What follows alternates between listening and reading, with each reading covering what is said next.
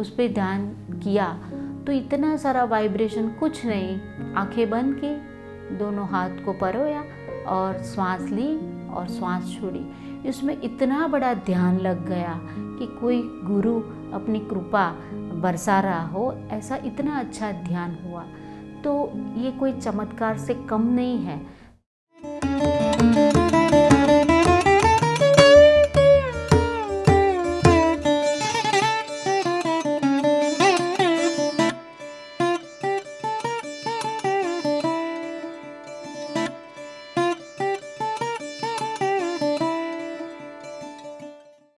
मैं डॉक्टर हितल पंड्या, मैं गुजरात यूनिवर्सिटी में प्रोफेसर हूँ, अहमदाबाद में। मैं 15-20 साल से ध्यान तो करती हूँ। मैं श्री विद्या साधक हूँ, तो मेरी साधना तो चलती ही थी। लेकिन ये कोरोना काल में 2020 सितंबर में जूम सेशन का मुझे पता चला मेरी सहेली के द्वारा, तो मैं जूम सेशन में जुड़ी। तो पहले जूम सेशन अटेंड किया तो मुझे सबसे ये जो डिस्कोर्स चल रहे थे, मास्टर सब आके बता रहे थे, तो उसमें से मुझे एक अध्यापिका होने के नाते मुझे स्वाध्याय और सज्जन सांगत्य, वो दोनों मुझे टच कर गए। जो सब मास्टर आ रहे थे तो डिफरेंट बुक्स के बारे में, जो रिकमेंड बुक्स थी उसके बारे में बता रहे थे। मैं पढ़ती थी, मेरी पढ़ाई होती थी। मैं मेरे कोर्स के अनुरूप और मेरी रस रुचि के अनुरूप वेद, उपनिषद, गीता, साइकोलॉजी के ट्रांसलेशन बुक, ऐसे बहुत सारी बुक्स मैं पढ़ती रहती थी। लेकिन जब पहली बार मैंने स्वाध्याय में सोल के बारे में, डेस्टिनी के बारे में, ऐसे बहुत सारी बुक्स मास्टर्स ने बताई, तो मुझे लगा कि मेरा इतने साल तक पढ़ने का कोई मतलब ही नहीं रहा। अभी मेरी ज़िंदगी की शुरुआत अभी से हुई, ऐसा मुझे लगा।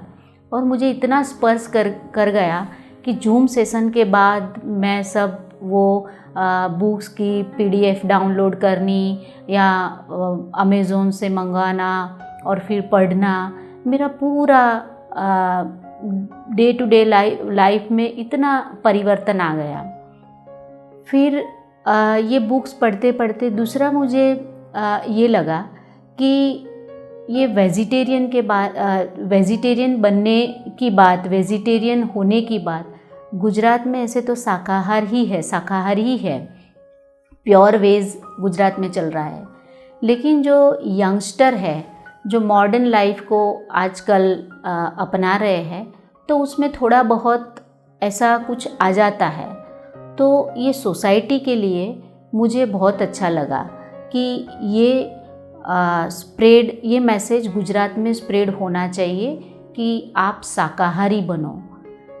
दूसरा, ये जो ध्यान, तो मैं गाइडेड मेडिटेशन करती हूँ, लेकिन ये जो सांसों के साथ जुड़ने का आनापानसती ध्यान जो है, उसमें मैं जब पहली बार करताल आई, तो ये पिरामिड में ध्यान करने का, और जो सुबह के जो सेशन होते हैं वो संगीत के साथ, संगत के साथ, रागों के साथ, जो वाद्य के साथ, बिना शब्द से, ध्वनि से ही जो ध्यान हो रहा है, वो इतना जो म्यूज़िक थेरापी है, साउंड थेरापी, वो इतनी हील करती है, इतना आत्मिक आनंद, निजानंद देती है, वो मुझे बहुत टच कर गया। तो ये सारी बात मुझे मिली है, मुझे इतना जो आनंद मिला है, तो मुझे लगता है कि ये सोसाइटी को पहुंचाना चाहिए। और मैं ज़्यादातर PG के स्टूडेंट मेरे पास पढ़ने आते हैं, तो ऐसे यंगस्टरों के पास ये मैसेज पहुंचना चाहिए, क्योंकि कितनी सिंपल बात है।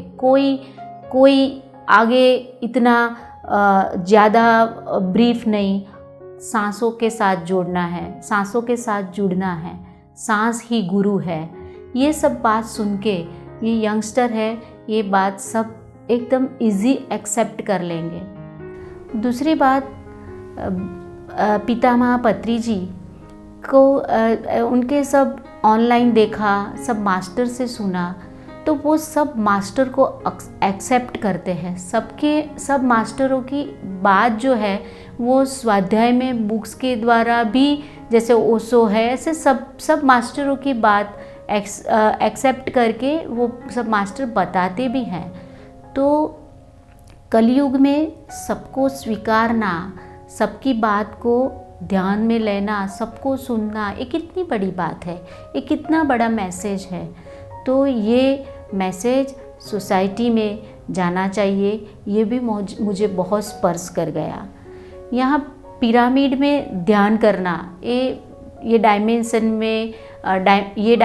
में ये शेप में पिरामिड में ध्यान करने से कितने सारे फ़ायदे हैं जो मास्टर बताते हैं, तो वो हम खुद फील करते हैं कि जैसे हम पिरामिड में तीसरे दिन हम गए और पिरामिड में हम ध्यान, जो टॉप साइड थी उस पे ध्यान किया, तो इतना सारा वाइब्रेशन, कुछ नहीं, आंखें बंद की, दोनों हाथ को परोया और श्वास ली और श्वास छोड़ी। इसमें इतना बड़ा ध्यान लग गया कि कोई गुरु अपनी कृपा बरसा रहा हो, ऐसा इतना अच्छा ध्यान हुआ।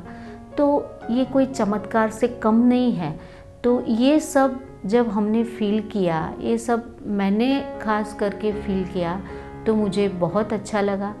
कोरोना का काल चल रहा है और कुदरत ने पूरी दुनिया को बताया है कि ये काल स्पिरिचुअल साइंस का है, होलिस्टिक साइंस का है, तो उसको अपनाना ही अंतिम मार्ग है।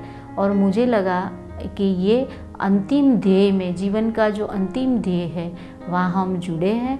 तो ऐसे ब्रह्मर्षि पितामह पत्री जी को कोटि कोटि वंदन, और सभी मास्टरों को भी मैं कोटि कोटि धन्यवाद देती हूँ।